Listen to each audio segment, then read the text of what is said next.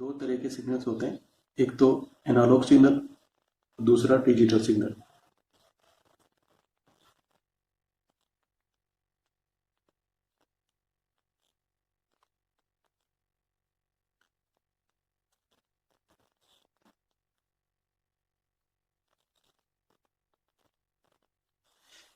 Analogue signal के अंदर क्या हो रहा होता है? अच्छा, सिग्नल का मतलब है कि हम लोग करंट के बारे में भी बात कर सकते हैं, वोल्टेज के बारे में भी बात कर सकते हैं, और यहाँ पर भी यही मतलब है कि सिग्नल मतलब हम लोग करंट के बारे में भी बात कर सकते हैं और हम लोग वोल्टेज के बारे में भी बात कर सकते हैं। ठीक है, तो एनालॉग सिग्नल में करंट या वोल्टेज टाइम के साथ में अपनी मिनिमम और मैक्सिमम वैल्यू के बीच में लगातार चेंज हो रहा है। जैसे अपने पास में कोई सिग्नल है, वो इस टाइप का है, इस टाइप से कोई सिग्नल है जो लगातार चेंज हो रहा है। ठीक है, और हम लोग मान लेते हैं कि ये इसकी कुछ मिनिमम वैल्यू है। जैसे ये हम लोगों ने -4 वोल्ट मान ली, और सपोज हम लोग वोल्टेज के बारे में बात कर रहे हैं। ठीक है, और ये हम लोगों ने वैल्यू को +4 वोल्ट मान लिया। यहाँ पर वोल्टेज है और ये टाइम एक्स एक्सिस पर है। ठीक है, तो ये करंट कंटिन्यूअसली चेंज हो रहा है अपनी एक मिनिमम वैल्यू और मैक्सिमम वैल्यू के बीच में। ऐसे सिग्नल्स को हम एनालॉग सिग्नल्स कहते हैं। अब ऐसा नहीं है कि ये बहुत अच्छा साइनसोइडल सिग्नल है तो ये अच्छे सिग्नल ही एनालॉग सिग्नल्स होते हैं। कोई और शेप के सिग्नल्स भी एनालॉग सिग्नल्स हो सकते हैं। जैसे हम लोगों ने कुछ बनाया, ये सिग्नल थोड़ा बड़ा बना दिया, फिर थोड़ा छोटा कर दिया है, फिर थोड़ा बड़ा बना दिया है, इस तरह से कुछ है जो बस चेंज हो रहा है ना, अपने कुछ भी मिनिमम और मैक्सिमम वैल्यू के बीच में बस चेंज हो रहा है, उसको और कंटिन्यूअस है, उसको हम लोग एनालॉग सिग्नल कहते हैं। ठीक है, डिजिटल सिग्नल के अंदर क्या होता है? डिजिटल सिग्नल के अंदर जो भी करंट या वोल्टेज की वैल्यू है वो कुछ फिक्स वैल्यूज ही ले पाते हैं। वो लगातार इस तरीके से चेंज नहीं हो रहे होते हैं। चेंज तो हो रहे हैं है ना, लेकिन चेंज होते समय पर केवल दो ही वैल्यू अटेन कर पाते हैं। ठीक है, या तो वो मिनिमम है या फिर वो मैक्सिमम। उसके बीच की वैल्यूज ये लोग अटेन नहीं कर पाते। ठीक है, जैसे अपने पास में कोई ग्राफ है इस तरीके से, तो इसको हम लोगों ने कुछ ऐसे बनाया। यहाँ टाइम है और मान लो ये वोल्टेज है। ठीक है, ये 0 वोल्ट है और ये कुछ 5 वोल्ट है। अब ये जो कोई सिग्नल है वो इस टाइम से इस टाइम तक हमेशा 5 वोल्ट ही था। जैसे ये टाइम हुआ वैसे ही सिग्नल कैसा हो गया? 0। इस टाइम से इस टाइम के बीच में ये सिग्नल अभी 0 है। ठीक है, और फिर जैसे ही यहाँ से लेकर यहाँ तक टाइम आगे बढ़ा तो ये सिग्नल फिर से +5 वोल्ट हो गया। ठीक है, मतलब यहाँ पर केवल दो ही वैल्यू हमारे पास में पॉसिबल हो पा रही है, एक तो 0 वोल्ट और दूसरी +5 वोल्ट। ठीक है, ऐसे सिग्नल्स को हम लोग डिजिटल सिग्नल्स कहते हैं। इसके बीच की और कोई वैल्यू कुछ भी जैसे 2, 1, 1.2 ये सब अवेलेबल नहीं है। ऐसे सिग्नल्स को डिजिटल सिग्नल कहते हैं। अब ऐसे सिग्नल्स को रिप्रेजेंट करने के लिए बाइनरी नंबर्स यूज करते हैं। बाइनरी नंबर्स हमारे लिए थोड़े से नए हो सकते हैं, लेकिन हम लोगों को इसके बारे में बहुत ज़्यादा नहीं सोचना। बाइनरी नंबर्स दो होते हैं, एक 0 होता है और एक 1 होता है। तो हम लोगों को बस ये ध्यान रखना है। ये जो 0 है इसका मतलब हम लोग ये समझ सकते हैं यहाँ पर कि जो मिनिमम वैल्यू है वो 0 से रिप्रेजेंट की जा रही है, और जो 1 है इसका मतलब हम लोग ये समझ सकते हैं कि जो मैक्सिमम वैल्यू है वो 1 से रिप्रेजेंट की जा रही है। तो हम लोग क्या बोलेंगे? मिनिमम वैल्यू ये थी 0 वोल्ट, इसको हम लोग किससे रिप्रेजेंट करेंगे? 0 से, इन बाइनरी नंबर्स। इसी तरीके से जो मैक्सिमम वैल्यू है वो क्या थी? +5 वोल्ट, इसको हम लोग बाइनरी नंबर में किससे रिप्रेजेंट करेंगे? 1 से। अब ऐसे सर्किट जो डिजिटल सिग्नल जनरेट करते हैं उनको हम लोग डिजिटल सर्किट्स बोलते हैं। क्या बोलते हैं? Digital circuit. ठीक, ये जो डिजिटल सर्किट्स होते हैं, देखो कोई सर्किट है तो कुछ तो इनपुट होगा और कुछ ना कुछ आउटपुट होगा। तो इसके अंदर जो इनपुट और आउटपुट होते हैं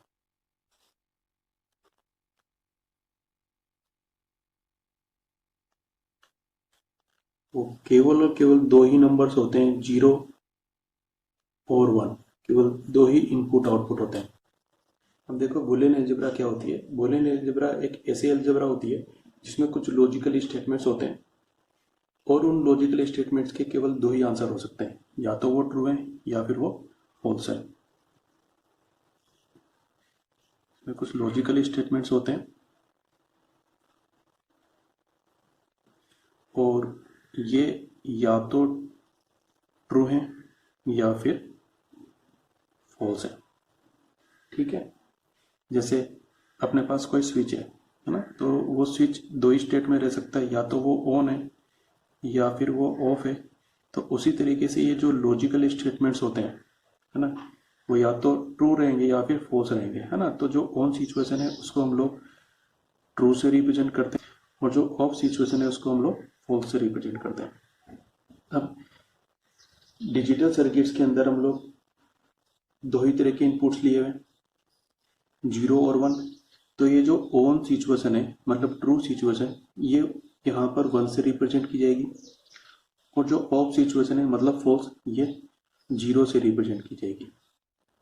ठीक है, अब जो लॉजिकल स्टेटमेंट्स हैं उन पे कुछ ऑपरेशंस भी होते हैं, उनको हम लोग 1 बाय 1 पढ़ते हैं।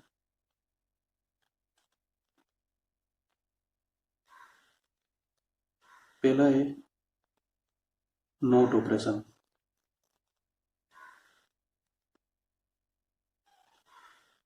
देखो अपने पास में कोई स्टेटमेंट है ए, ठीक है, उस स्टेटमेंट पर हमको नोट ऑपरेशन अप्लाई करना है, तो उसको कैसे लिखेंगे, उसको ए बार से लिखेंगे। ठीक है, अब इसको शो कैसे करेंगे, हमारे पास में कोई स्टेटमेंट ए है, ठीक है, या फिर बोल दो कोई इनपुट ए है, उस पर हम लोगों ने नोट ऑपरेशन अप्लाई कर दिया मतलब ए बार लिख दिया, तो इसका जो रिजल्ट आएगा वो अब उसको हम लोग वाई से रिप्रेजेंट कर रहे हैं। यहाँ पर इसका मतलब ये होता है कि वाई इज ऑपोजिट टू ए। ठीक है, मतलब ये है कि ए ऑन है तो वाई कैसा हो जाएगा, ऑफ। ए ऑफ है तो वाई कैसा हो जाएगा, ऑन, मतलब उल्टा हो जा रहा है।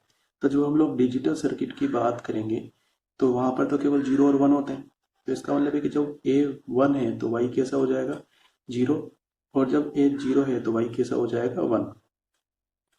इसको हम लोगों को ध्यान रखना है। ठीक है, नेक्स्ट हम लोग लेते हैं और ऑपरेशन।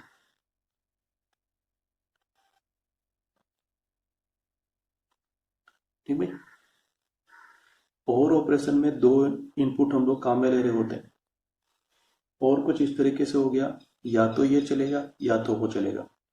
ठीक है, मतलब या तो पहले वाला या तो बाद वाला। तो पहले वाला यदि हम लोगों को मिल जाता है तो भी हमारा काम बन रहा है, दूसरे वाला हम लोगों को मिल जाता है तो भी हमारा काम बन रहा है, और यदि दोनों मिल रहे हैं तो भी कोई प्रॉब्लम नहीं है, तो भी हमारा काम बन रहा है।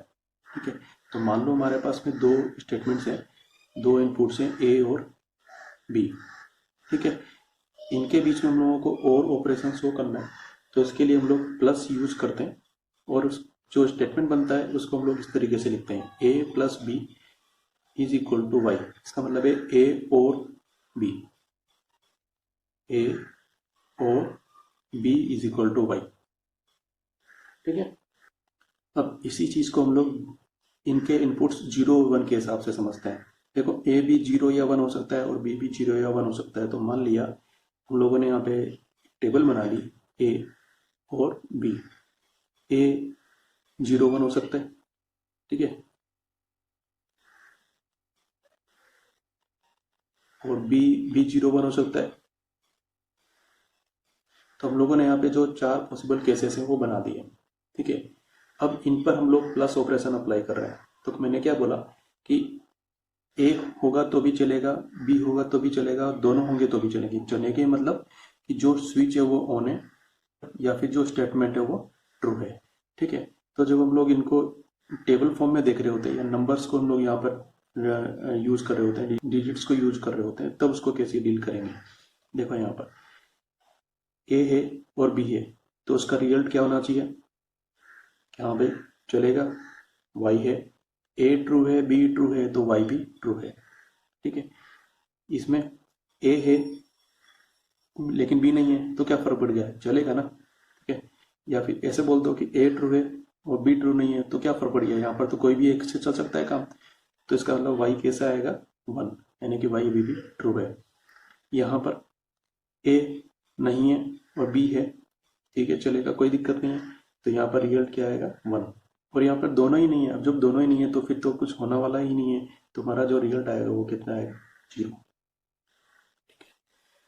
इसको हम लोग ऐसे भी बोल सकते हैं कि ये जो प्लस है, ये हम लोग यहाँ पे प्लस लगा देते हैं, हम इनको प्लस कर रहे हैं। अब देखो ये एज ए शॉर्ट ट्रिक काम आता है। हम लोग क्योंकि डिजिटल सर्किट्स की बात कर रहे हैं तो यहाँ पर जो भी इनपुट और आउटपुट होंगे वो 0 और 1 के फॉर्म में होंगे। ठीक है, तो उनके जो रिजल्ट्स होंगे वो भी 0 और 1 ही होंगे, इसके अलावा कुछ नहीं हो सकते। अब हम लोगों को यहाँ पर सिंपल प्लस करना है। 0 + 0 कितना आएगा, 0। 0 + 1 कितना आएगा, 1 अलाउड है। ठीक है, 1 + 0 कितना आएगा, 1 अलाउड है। लेकिन यहाँ पे 1 + 1 तो 2 हो गया, अलाउड नहीं है, तो हम लोग कहाँ पे रुक जाएंगे, 1 पे। इस तरीके से हम लोग और ऑपरेशन के लिए रिजल्ट्स को डेवलप कर सकते हैं। ठीक है, थर्ड हम लोग लेते हैं एंड ऑपरेशन।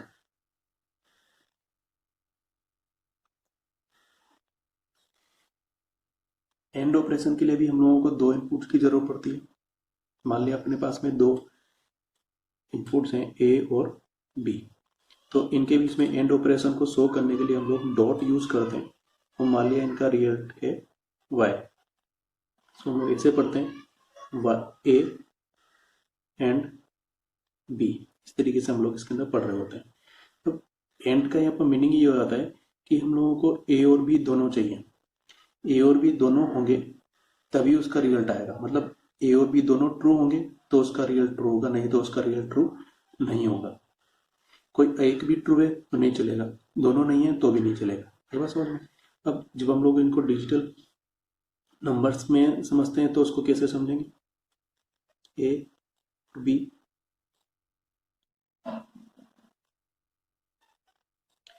हम लोगों ने 4 कॉम्बिनेशन बना लिया। ठीक है, अब देखो यहाँ पर ए है और बी भी है, दोनों होने जरूरी है, एंड लगा रखा है, ए है और बी भी है, तब इसका आंसर हमारे पास में आएगा।